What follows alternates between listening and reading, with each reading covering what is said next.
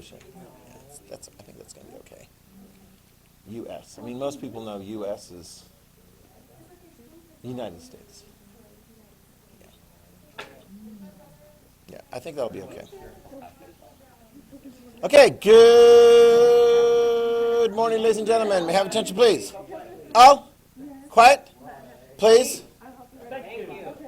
Thank you. You can continue working on that. Get that polished up, okay? Because I will be around here today for people to deliver, if they haven't already, deliver their printed paper. Yeah, until like 3 or so. Yeah. Yeah, I mean, because I've actually got, here's the seniors. Here's my juniors so far. Yeah, there's twice as many juniors, and they're, going Blue Day, Green Day. And so the ones that were Blue Day yesterday, some of them were like, yeah, can we have the extra day to, I'm like, yeah, just make sure it comes. So some of them are perhaps already collecting at the main office, which is fine.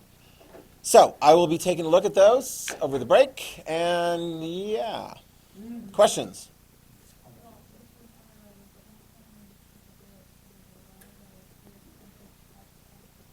You weren't here in 9th grade. In 9th grade, I do a thing on imperial conquest. Okay? You were here, I wasn't here. Shh. I won't take a lot of time explaining it. Right, it's okay. Shh.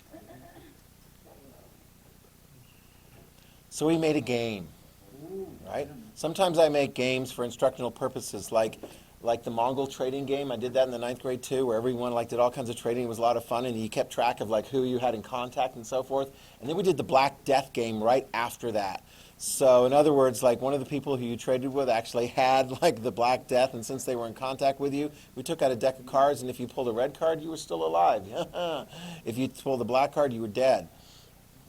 So just as a way of talking about, and actually that people today are like, oh yeah, I understand that.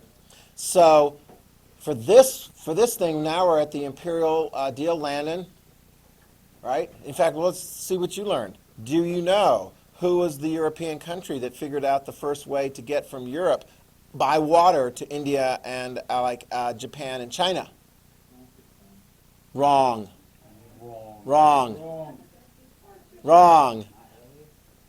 Portugal. It was Portugal. Yeah. Who was Lando, we'll give you another chance.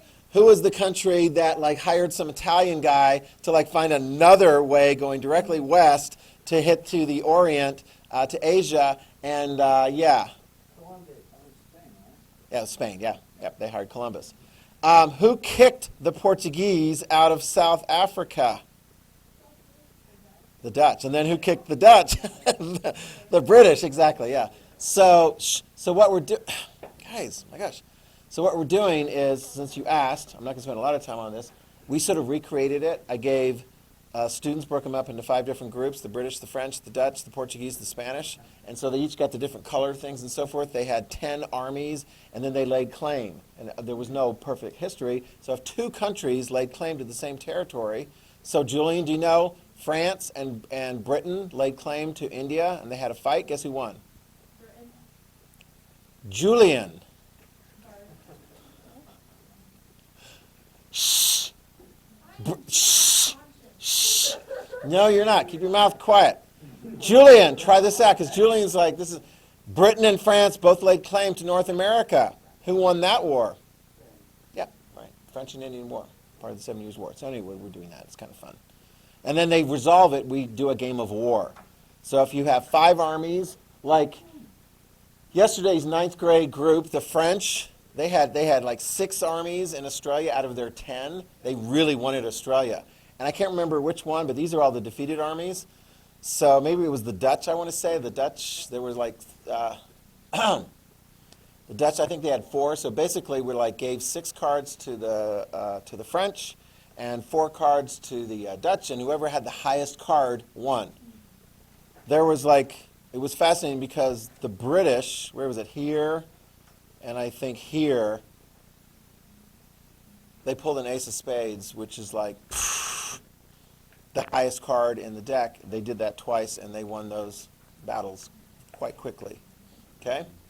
Imperial conquest, 1600s, 1700s. With the IA, what exactly is our table of contents supposed to look like?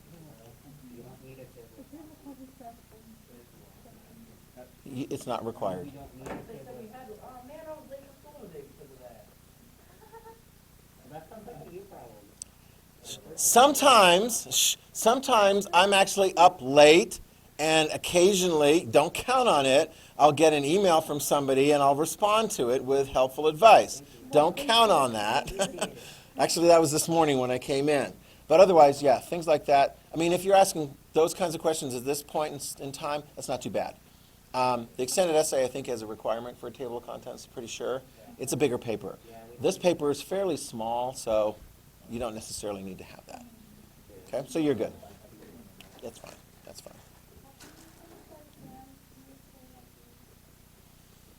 If you want to. You missed out. You missed out. It's fine. Yeah, you missed out. You missed out. So anyway, yeah. So here's the deal. Go ahead. Take out your notes. We do have the test on the Wednesday that you come back. The Tuesday is going to be review. The Monday, I'll probably maybe have, I don't know if I got too many videos and so forth for you guys to do, but you got plenty to focus on that. I'm not giving you the test right away, but we'll have it on the 6th, and then right after that, we'll get right into this next unit. And it actually kind of overflows, because we're at a stage here where we're looking at Latin America, okay? And our attention is going to be drawn to Chile. Here we go. And how the United States supported the overthrow of the popularly elected leader Salvador Allende. And we supported the guy who is going to overthrow Allende, somebody who he thought he could trust, General Augusto Pinochet. It got a little bit confusing toward the end, so I want to take this through with you slowly, all right, so that you know exactly what happened in that situation.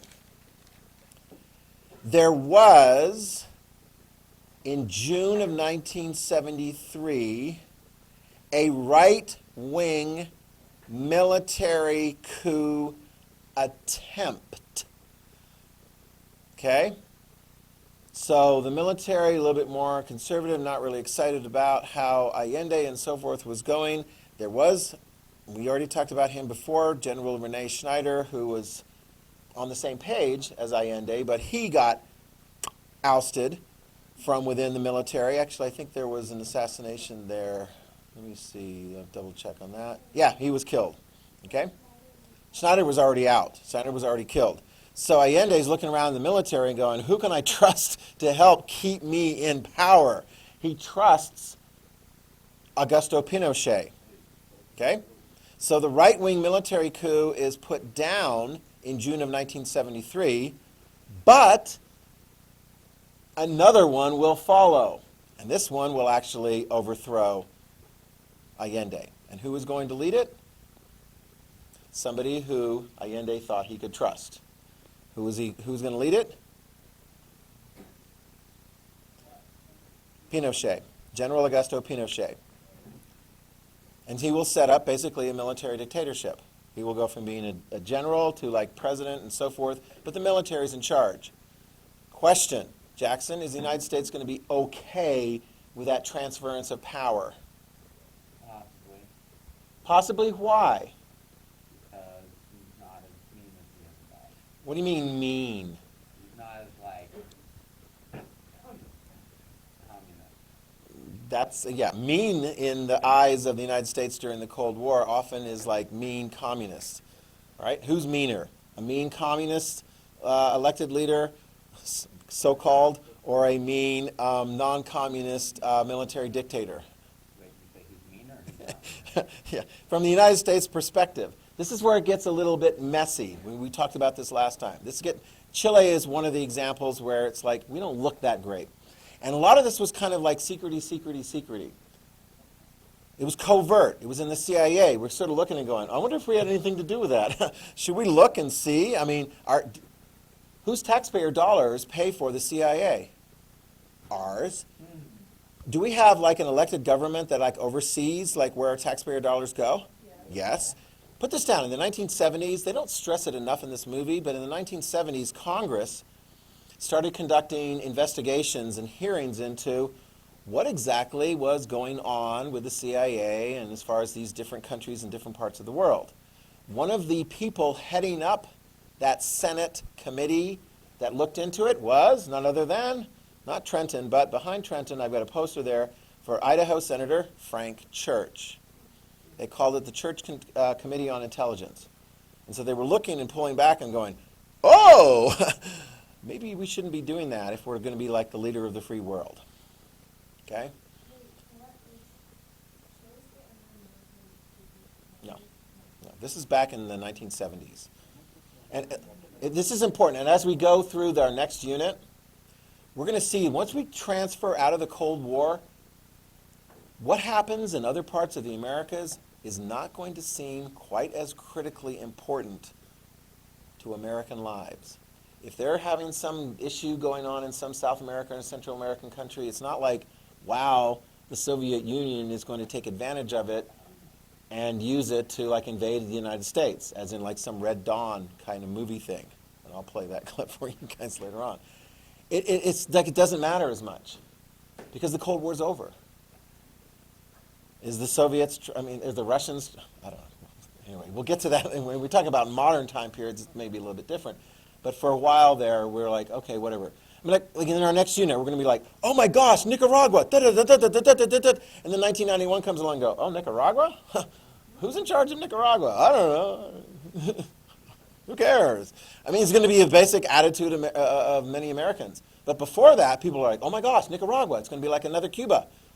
And they're going to team up with somebody, and they're going to invade. And the only people who are going to defend the United States of America are high school students. The Wolverines. Kevin Bacon and his crew. I don't know. It's just, this is kind of how it is. Cold War glasses. So, Jackson, were we okay with the overthrow of Salvador Allende as government? Yes. Why? Because he wasn't as powerful, like he wasn't a serious dictator. Yeah, and it's very interesting because they point out in the film, and you're going to see this as well, Allende was asking for help from the Soviets. Okay, write that down. He was turning to the Soviets for help. And the Soviets were sort of sizing it up because they're looking at all these different ones there, and they're like, I don't know, how many different countries do we need to send money to? They're sending plenty of money and support to Cuba. Boom, they got that. And the United States is kind of doing the same thing. Which of these countries is the United States going to send money and military weapons to? Israel? Egypt? Jordan? Yes. Yes. It's like, we want to have various different friends. But we already saw, like with respect to Africa, when Somalia, where's Somalia in here and so forth? When Somalia is getting into a fight with Ethiopia, and Somalia is like no longer able to count on their Soviet support because now the Soviets are helping Ethiopia, and Somalia turns to the United States, granted, during the time of President Carter, a little bit different calculation there under that president, when they say, help us in the United States of America, are we going to necessarily send weapons to Somalia? Not necessarily. But I tell you what, during the Cold War, the United States and the Soviets will get involved in a lot of stuff going on in a lot of different parts of the world. After the Cold War is over, it's almost like, whatever. Probably the worst example we'll talk about in the Cold War, the last part, is a little country that the Soviet Union invades, and the United States is like, wow, that's not very nice. Oh my gosh, those guys are fighting them. Hey, let's give them some really good weapons. And we do. We give them like Stinger missiles, shoulder-held, surface-to-air missiles to shoot down Soviet helicopters and jets. Oh my gosh, we totally help those people out. And the Soviets bleed. It's almost like the Soviet Vietnam. We bled in Vietnam. The Soviets will bleed. Have you identified the country yet? Because after the Cold War is over, we're like, oh, whatever. And it just kind of goes into some kind of crazy mess, and then ultimately like a really extreme, like Muslim extreme group, many of whom were among those that we supplied weapons to because they were fighting against the Soviets. Have you figured it out yet? Taliban. Eventually, it's going to fall into the hands of the Taliban. What's the name of the country? Syria. No, you had the right group, but you're... Afghanistan. Yes, you got it right there. Afghanistan, yeah. So eventually Afghanistan's going to turn into a whole mess, and everyone's like, Afghanistan, what? When's that going to wake up and like blow up in our face? September 11, 2001. Oh, Afghanistan, the Taliban government. They're really bad, it turns out, because they've allowed training camps for Al-Qaeda, and Al-Qaeda hates the United States of America, and they organized a terrorist attack on September 11th, 2001. Speaking of September 11th, write this down, September 11th, 1973. Talk about attacks from the air. There was an attack from the air. Weird irony. If you're Salvador Allende and you're like, I'll be safe in my presidential palace against a military coup. No. Part of the military that is going to be coupping against you is the Air Force. Yeah, you'll actually see footage of the Air Force like coming in and dive bombing and like, laying fire to the palace. Allende will end up dead. People who supported the government will be rounded up and put in like a prison, interrogated, tortured. There was a stadium, and you'll hear from the one guy, the widow of this one guy, who was like, he was a musician and so forth. And he was supportive of the Allende government, and is Pinochet going to be happy to have this guy out there strumming his guitar and singing songs about how bad Pinochet is? No, what's going to happen to him? He's going to be dead. So this is the ones where it's like the United States don't look so good. We're on the good side, right? Except when some of our methods don't necessarily follow through as being as good as we hold for our own country. Gets a little messy there. Okay, shall we get into it? All right, let's watch this. Okay. We got this. You got this. Oh, yeah. We got this. Okay, here we go. CNN, Cold War, the first 20 minutes.